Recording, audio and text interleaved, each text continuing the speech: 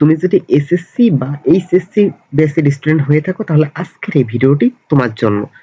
আজকের এই ভিডিওটি তোমার জন্য খুবই হেল্পফুল হতে চলেছে, কারণ এই ভিডিওতে আমি তোমাদেরকে দেখাই দিব যে তোমরা রাশি নিয়ে যারা অনেক টেনশনে আছো যে কোনটা স্কেলার রাশি বা কোনটা ভেক্টর রাশি এগুলো কিভাবে চিনবো।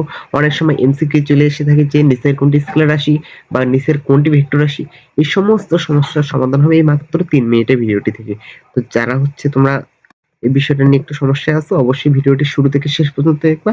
আমি তোমাদেরকে চ্যালেঞ্জ করছি, জাস্ট এই ভিডিওটা শুরু থেকে শেষ পর্যন্ত দেখো, এরপর তোমাদের স্কেলার রাশি বা ভেক্টর রাশি নিয়ে আর কোনো প্রবলেম থাকবে না। অর্থাৎ কোনটি স্কেলার রাশি বা কোনটি ভেক্টর রাশি এসব বুঝতে তোমাদের আর কোনো সমস্যা হবে না।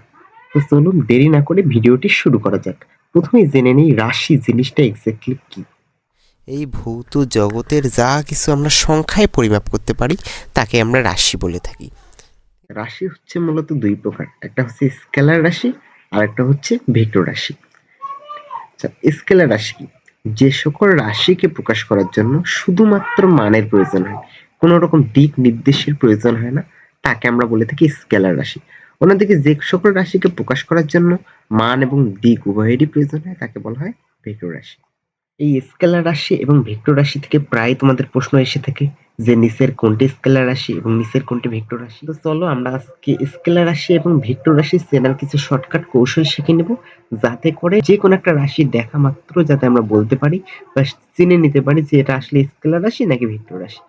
তো এখানে দেখো, স্কেলার রাশি মনে রাখার যে কৌশল সেটা হচ্ছে কি, বিকাশের দৈব ক্ষমতা দুর্দিনে ভাসানো।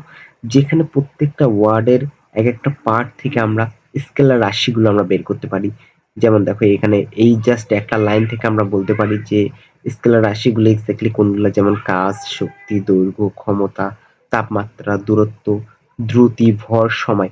এতগুলো স্কেলার রাশি আমরা মনে রাখতে পারি জাস্ট এই একটা লাইন মুখস্থ রাখার মাধ্যমে। এবার আমরা ভেক্টর রাশি মনে রাখার কিছু কৌশল সম্পর্কে জানবো। এই ছন্দটা কিরকম হবে? এটা হবে ভবে সব মন্দ তরুণ, তীব্র তড়িঘড়ি প্রবণ। এখান থেকে আমরা মনে রাখতে পারবো যে ভেক্টর রাশি এক্স্যাক্টলি কোনগুলা, যেমন ভরবেগ, বেগ, সরণ, মন্দন, ত্বরণ, তারপর হচ্ছে তড়িৎ তীব্রতা, তড়িৎ প্রাবল্য। তো এই সবগুলো ভেক্টর রাশিকে মনে রাখার জন্য জাস্ট আমাদের একটা লাইন মুখস্থ রাখা লাগবে, সেটা হচ্ছে কি, ভবে সব মন্দ তরুণ, তীব্র তড়িঘড়ি প্রবণ। আশা করি বুঝতে পারছি।